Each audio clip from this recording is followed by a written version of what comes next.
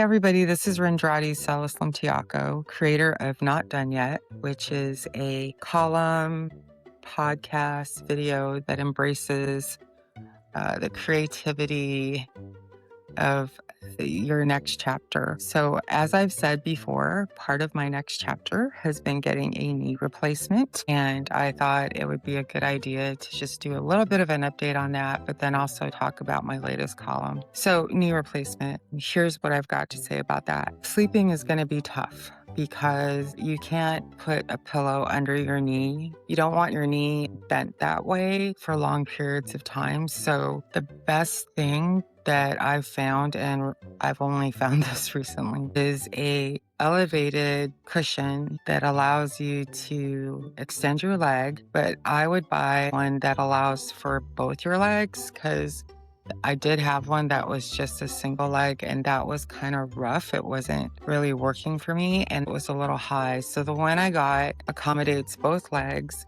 and is maybe about 3 inches high, which is good for sleeping. But it also allows you to make it higher with extra pads if you wanted, for things like swelling through the day. Yeah, sleeping's been rough. I haven't gotten like a full night's sleep since this whole thing started. And I know it's kind of messing with me. The other thing is I've started walking without my cane, and I want to say not everyone's going to progress the same way, but I felt I could do it. I've only been doing 5-minute walks that way right now, and I'm just going to increase the amount of time as the days go by. I still ice like nuts. Now to talk about my column. So I wanted to try something different. I'm outside. I'm not in a studio set up for my podcast, and we'll see how this goes. But this week's column is about seeing yourself in a new light and how tough that can be.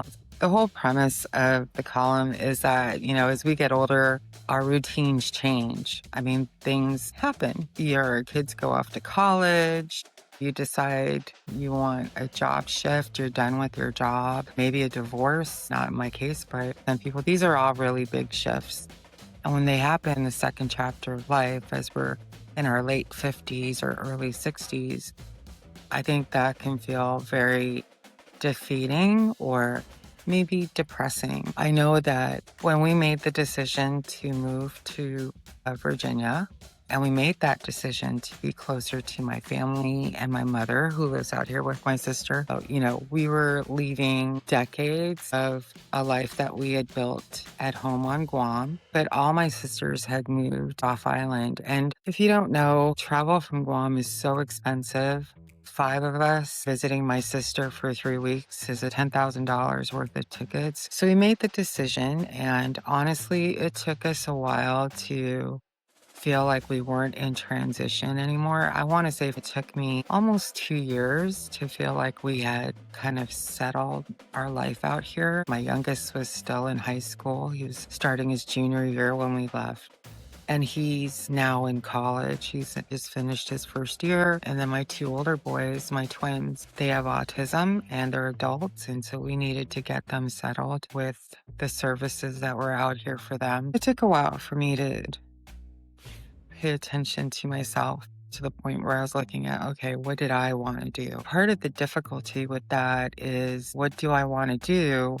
But how do I get to the point of where I'm doing it? So in the column, I write about, doing some research, going online, taking a look at what goes into doing what you want to do, and then maybe talking to people who've done it and start taking those steps. Just before you know it, you're kind of doing it and you're seeing yourself in that light. I was a corporate person for 30 years. I started as a reporter and I worked my way up publisher, and I was that for about 17 years running a media company. And that has been a huge transition because it's so easy to see yourself a certain way, and then it's not always easy to see yourself differently. And so I think right now I'm seeing myself differently. I'm back to being a writer, and I'm also working on social media campaigns and as a strategist again, which has been just really fulfilling. I'm sure I'm missing something else that I'm working on. But I mean, it's not a matter of keeping busy. It's just a matter of like the cookbook. It's like learning all these new different things that go into putting a book like that together. It's not just writing a story.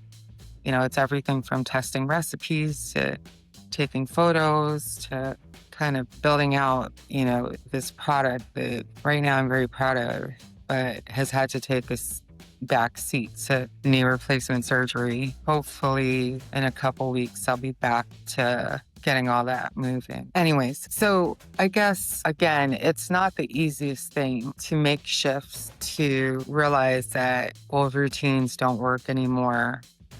There can be a little bit of depression there, and maybe even a little bit of just not feeling very confident, but it's okay. You just have to do the things that help you get there. And, like I said, talking to people who've done it, doing your research online, taking little steps to start. And before you know it, you're doing it. And then you can see yourself in the way that you never thought you could. Okay, so that's the end of this podcast. Thanks for listening. Thanks for watching. This is Redrati Celis Lumtiako with Not Done Yet. Bye.